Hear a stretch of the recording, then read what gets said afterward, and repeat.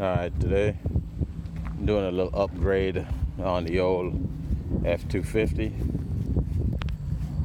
It's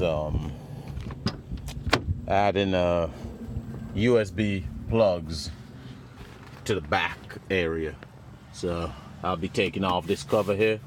I'm putting the USB plug in this area here. So your screws are there, here, and on the other side. Start there. I might have to slide the seats all the way forward to get to it. I'll see what I got to do. Alright, this is what we're gonna be putting in. It's for marine use, but it has the battery voltage on it, and it's two USBs, one at the bottom, one at the top, and they light up. They have another version that does not light up. Now, this is right at 2 inches from the back of the ring right here to this point at the connectors. It's 2 inches, so you have to make sure you have that space back here, which I have way more than 2 inches, so you can use it on anything, but these screws here are Torx. So I'll go ahead and take it out. All right, I took the cover off so I don't break it. I took the 4 bolts out the floor inside the big center console, and because I had to get onto there. I have to get onto there to get power. And what did I see? I got power onto there already. It was just laying at the bottom. I tested it with this, and I got power when the key is turned on. So if I turn the key in the on position, I get voltage. So I don't have to go.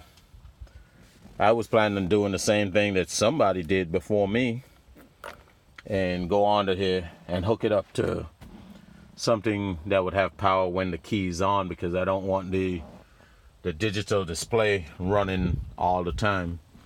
So that even worked out a lot better than I thought.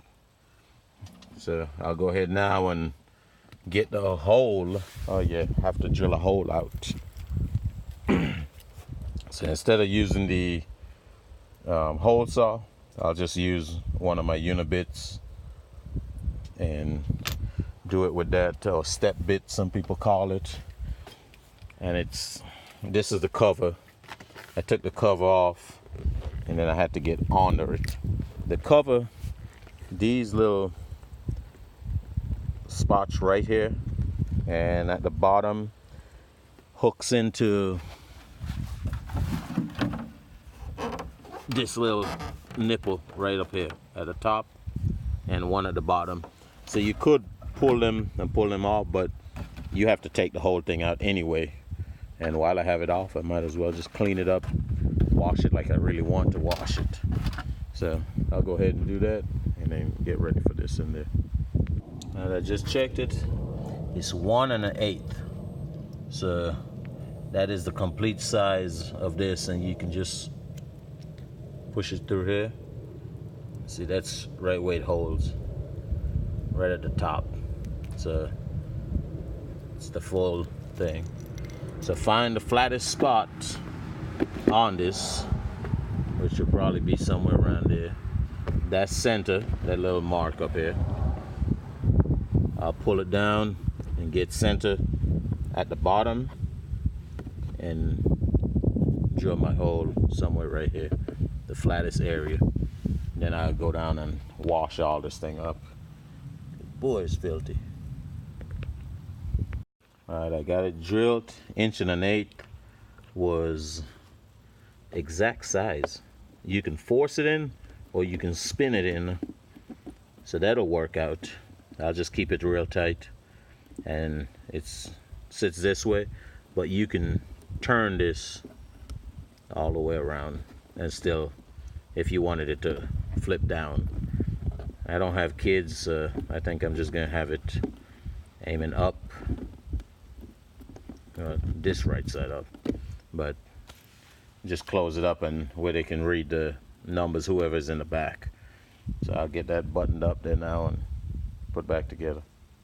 All right, on the back side now, I just screwed on the lock ring on it right there, and it sent you the wires with the connections.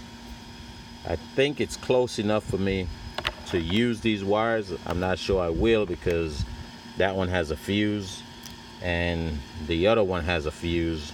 I found that there's a fuse on the, looked like it was a DVD player, so I'll just use that fuse that's on it, and it'd be harder to get access to it if this was buttoned up with a fuse inside. So on this thing here, got, if you look at it there, it's a positive written there and a negative. I can bring the negative straight down to the bolt in the metal to the body of the vehicle, and the positive, I'll run it and splice it in line with the wire that I have there.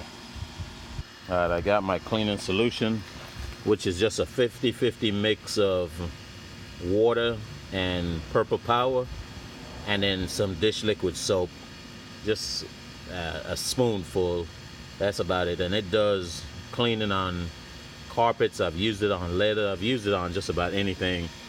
So I'll go ahead and get a picture of this before and then come back on the after. All right, it's all cleaned up now. This is waterproof. It's made to be used on marine boats and stuff, so you don't really mind if you get it wet. Shouldn't hurt it at all. So I tested it out, but everything is clean. I'll just start getting wires and everything that I need now.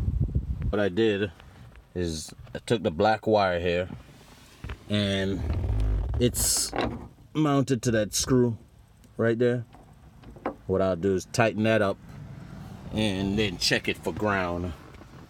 Then I'll take my red wire here, I'll cut the fuse off, and I'll splice it into this red wire. This red wire is a positive when the key comes on, and then I can start buttoning everything back up.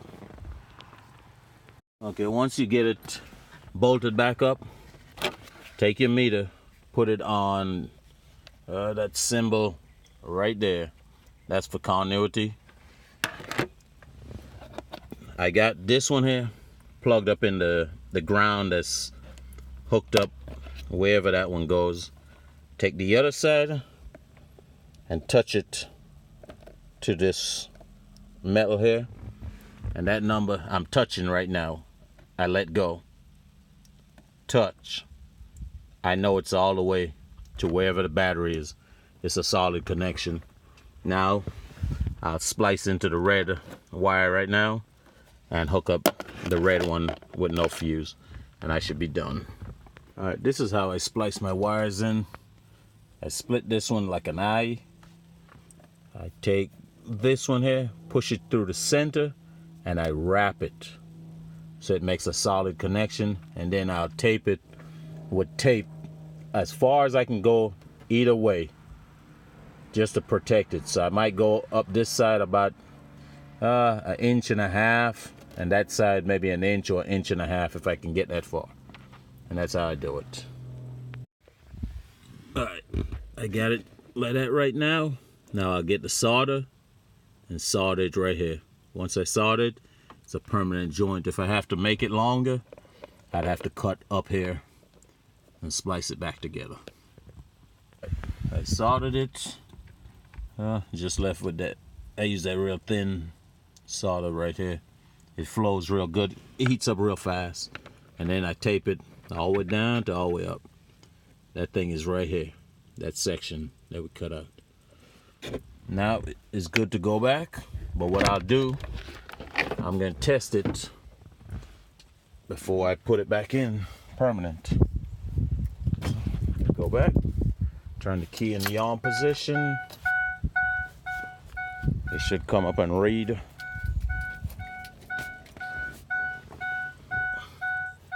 Yep. And these should light up. Yeah. the up and down light up. So that's it. I just have to button it back up together and I'm done. Alright. I don't like how it is with the cover because you can't see the number when you're sitting. So I think I'm just gonna get rid of that little cap. No need for it. But that section there just needs to be bolted in on the sides and wash this cover up and put it back on, and then that'll be it. The little cap off. If you're sitting down, you'll be right here. I'm gonna try it out now. Take the key, turn it in the back position. It's on. Reading 12.5. Take the plug.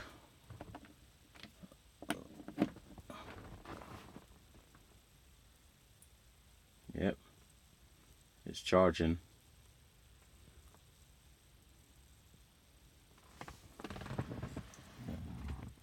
So you can see it's charging.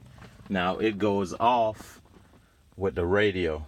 So if you turn the car off, or like most of the Fords, you turn them off, as long as you don't open up the driver's door or the passenger door, it just stays on, or it lasts, I think, 15 minutes.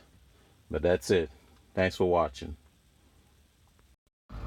Just a little something while the vehicle is running, so that'll sure tell you if your alternator is doing anything. 14.1.